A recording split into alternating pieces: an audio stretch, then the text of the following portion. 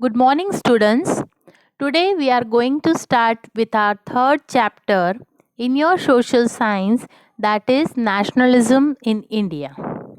Here, first, we will understand what is the meaning of nationalism. In your textbook, first line it is given nationalism means a feeling of pride and belongingness towards one's nation. It is also a willingness to sacrifice everything one has for the nation if the need arises. So, here we can understand that the meaning of nationalism is we have the feeling of pride and belongingness towards our country and the willingness to sacrifice. The factors responsible for the rise of nationalism in India developed notably after the revolt of 1857 CE. The modern concept of nationalism originated in Europe. It was originated in Europe. Various factors such as Renaissance, Reformation, the American and the French Revolution, unification of Italy and Germany, etc., played an important role in propagation of nationalism in Europe. So these are the some of the factors that are responsible for nationalism in Europe. The British rule in India helped Indians to gather the knowledge of the things happening around the world and change their political, social, religious, and economic views. Various factors fostering the modern nationalism arose in India. So, here the meaning of fostering is to help or encourage the development of something. So, there were many factors they were responsible for the nationalism. Political factors were there, social, religious, and economic factors. The educated and the intellectuals felt the need of self rule in our country, and this thought gradually spread far and wide in the nation. It was followed by the feeling of national unity. We will study various factors that led to the rise of nationalism in India. So, many factors were responsible for the rise of nationalism in our country. So, first we will read about political reasons. Before the British rule, our country lacked political unity. India was divided into big and small princely states. So we know that before independence, our country was lacking behind in political unity, and India was divided into many big and small princely states. The Britishers defeated many kings and established direct or indirect rule all over India. Under the dominance of the Britishers, a uniform administrative system was implemented. So, under the dominance of Britishers, there was a systematic administration system was implemented. However, the overall experience of the British rule was not conducive. Besides, there were many other reasons that led to the protests against the British rule. So, there were many reasons that people were trying to have the nationalism in the country. Not conducive means not helping or making something happen. Gradually, this protest became more prominent and widespread, and slowly the people they gradually protest and this nationalism became more prominent and widespread. Next is economic reasons. India was financially ruined due to the economic policies of the Britishers. The Britishers took the raw material from India to England, and then the finished manufactured goods were sold in the Indian market. So what happened? The economic conditions of India was also not proper. Okay, they Britishers they took the raw materials such as cotton, jute, etc. They took the raw material from India and make the goods in their own country. The duty on the manufactured goods imported in the India from England was negligible whereas heavy taxes were levied on the commodities manufactured in India, and they levied heavy taxes on the commodities. Commodities.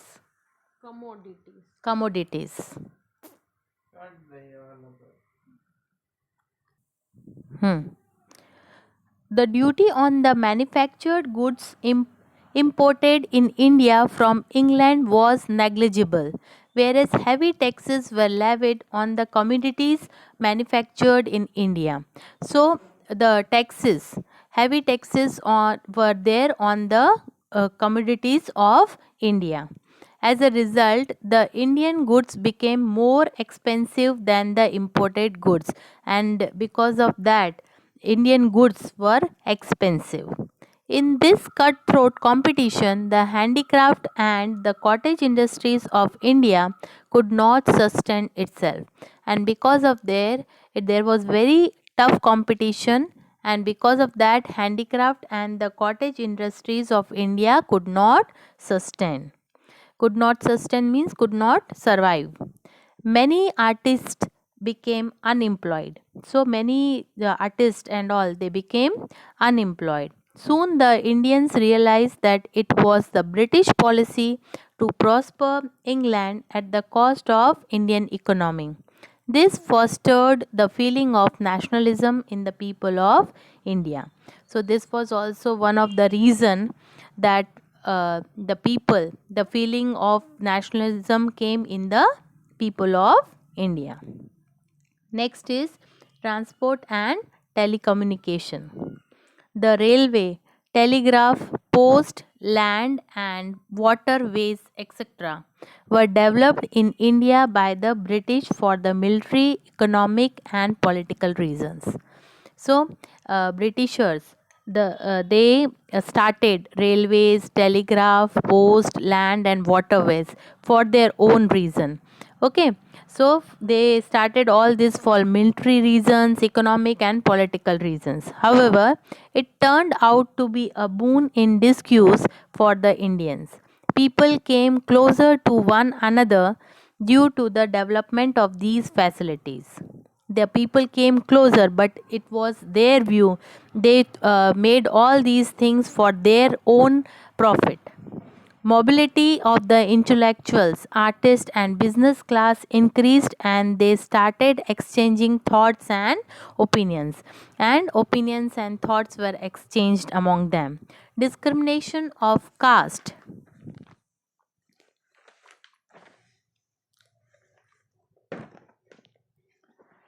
Community and region became lesser due to increased communication and mass transportation.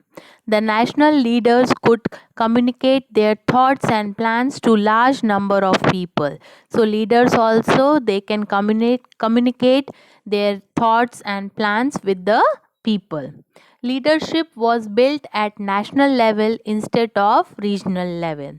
This gave a notable contribution in the achievement of Swaraj.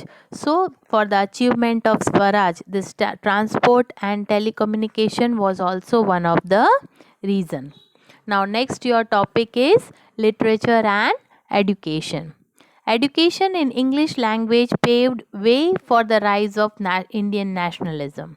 The doors of Western ideas of nationalism opened due to the English education. So people came to learn about Western culture, Western ideas, and this opened the door of nationalism in India. Now our people, our Indians also were educated and they were learning English. So this nationalism arose in them also. Most of the literature in the world was available in English. The people of our country learned English language and became familiar with the recent trends in the world. So they also came to know about English language, their currency, their trends, etc. Thus, we were inspired by the ideas of democracy, liberty, equality, and fraternity. Fraternity means brotherhood. From the American War of Independence and the French Revolution. People developed self confidence, recognized the power of unity, and began dreaming about a bright future for the independent India. So, this literature and education made people self confidence. Recognize They were able to recognize that what is right and what is wrong, and the power of unity also started in them. So they were dreaming about the bright future, and they were thinking about independent India. Various novels, acts, stories, poems, songs, etc. were written in regional languages. So our artists, our writers, they all wrote about novels, stories, poems, etc. This written literature spread the message of national unity and devotion, and the people started reading the books and all, and they spread the message of national unity and devotion among the people. Now next is newspaper. How newspaper gave the intentions to people about nationalism in our country. Newspapers made a vital contribution in spreading the national awareness. The newspapers published from Bengal, Mumbai, Chennai, and other areas criticized the policies of the Britishers, and it awakened nationalist feelings in the hearts of people.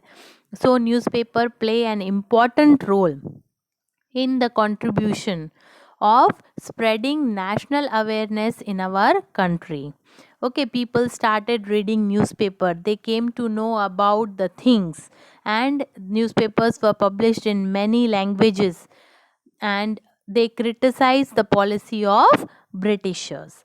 And so it awaked the nationalism feeling in the heart of the people. Next is magnificent and rich heritage of India. Ancient archaeologist Alexander Cunningham and his assistants excavated many sites of the ancient civilization in the Indus Valley. They discovered many archaeological remains depicting the rich heritage of India. Indian archaeologists like Rai Bahadur Dayaram Sahani, Madhav Swarup Vats, and Rakhal Das Banerjee continued these excavations to unearth the remains of the majestic civilization. The scholars from the West, in collaboration with the Indian scholars, tried to find out lot about the Indian culture and heritage. So many people, many scholars gave contribution to find out the Indian culture and the heritage.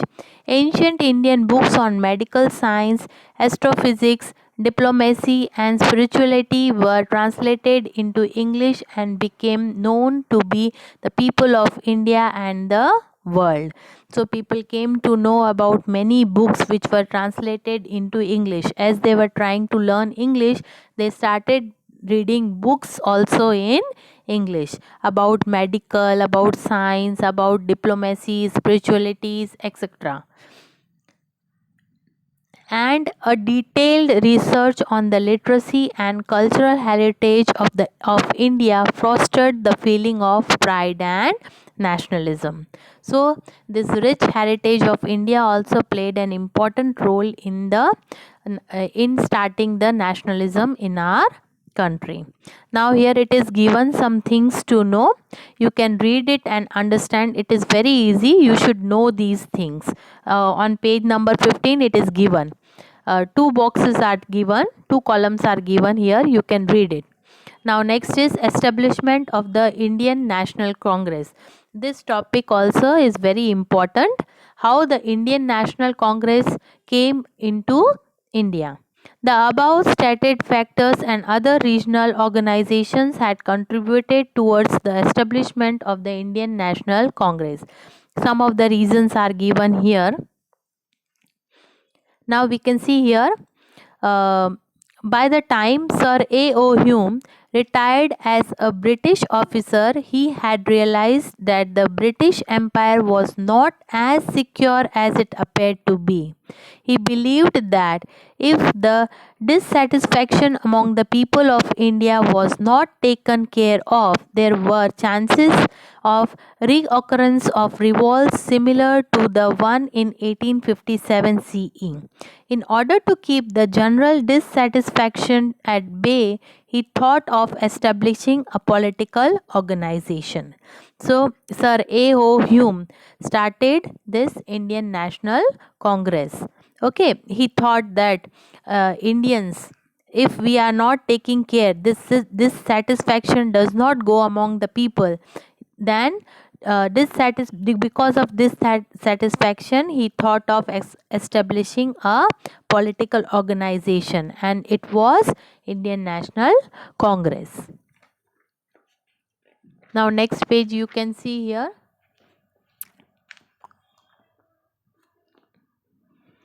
Viceroy Lord Dufferin agreed to his idea and supported him. So Lord Dufferin, he agreed with him, with whom? With A.O. Hume, and supported him. With the efforts of Alan Octavian Hume, Indian National Congress was established in December 1885. So, Indian National Congress was established in December in the year 1885. The first session of the Indian National Congress was held on 28 December 1885 at Gokul Das Tejpal Sanskrit School of Mumbai with Vyomkesh Chandra Banerjee as the president. 72 representatives from different regions of India were present in this conference. So it was started first. It is given here. See, Congress was held on 28th December 1885 at Gokul Das Tejpal Sanskrit School of Mumbai, and there were 72 representatives from different regions of India. The main leaders present in the conference were, some of the main leaders are given here: Dadabhai Naoroji, Gopal Krishna Gokhale, Firoz Shah Mehta. Then next is Badruddin Tayyabji, K.T. Telang, Dinisha Vacha, etc. Many problems related to the nation were discussed then. So all the leaders from different places were present here, and they discussed the problems related to nation. Now here one picture is given. Indian National Congress first session Mumbai 1885. So you can see the pictures. All these people, leaders were present in this Indian National Congress. Okay, and one more box is given here. Second session and third session. You can read it here. Okay. Now next you have the Indian National Congress from 1885 to 1905. Now how the Congress, the Indian National Congress worked from the year 1885 when it was started till 1905. The initial activities of the Indian National Congress were moderate and abided by the Constitution. It included putting up demands for the more political rights, economic and social growth, and development of education. So it worked for the development of education. If there will be education in the country, then people will understand what all things are better for them and what are not. Among other demands, inclusion of more Indians in government services, reduction of expenditure on military and other administrative departments, debt relief to farmers, revival of the cottage industries, etc. were included. These all things they discussed during the conference. The British government turned down these demands. However, these demands laid down a strong foundation for the future struggle. So, Britishers, they tried to turn down. Turn down means they were neglecting these all demands, because Indians, they kept the demand.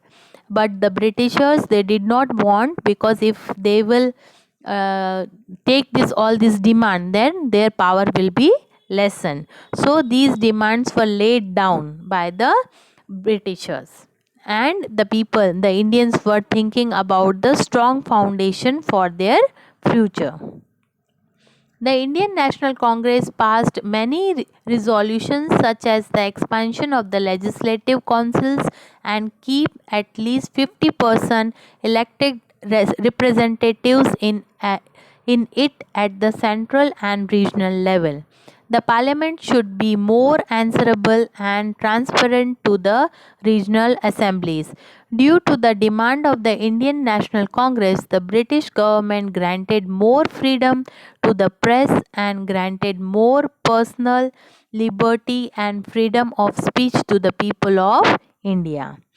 The Indian National Congress inspired many educated youth and fostered nationalism in the educated class. As a result, many capable and potential leaders joined these organizations. So, slowly and slowly, people understood, and many other leaders they joined the organization, because this organization they worked for the welfare of the Indians. Now next is policy of divide and rule. This is very important policy of divide and rule. The Britishers tried the policy of divide and rule in our country. The initial support by the British government to the Indian National Congress soon turned into hostility. The British government officials used to attend the sessions of the Indian National Congress, but later on the government banned the practice. Governor General Lord Curzon took certain steps against the interest of the national integrity and ignored the opinion of the leaders. So the Britishers, the Governor General, he ignored the opinion, okay, of the Indians. He uh, what he did, he ignored whatever the people were trying to convince. He ignored them. As he partitioned Bengal in 1905 CE as a part of his policy of divide and rule. He tried to make a partition, and they followed the divide and rule policy. Now first is partition of Bengal. In the year 1905, the Bengal was aparted from the economic of our country. Bengal was the biggest province of the British India. It included certain parts of Bihar and Odisha with a population more than 7 crores 80 lakhs. It was necessary to divide Bengal since the administration of such a big province was becoming difficult. Instead of removing the parts of Bihar and Odisha, Eastern Bengal with a majority of Muslim population was separated from it.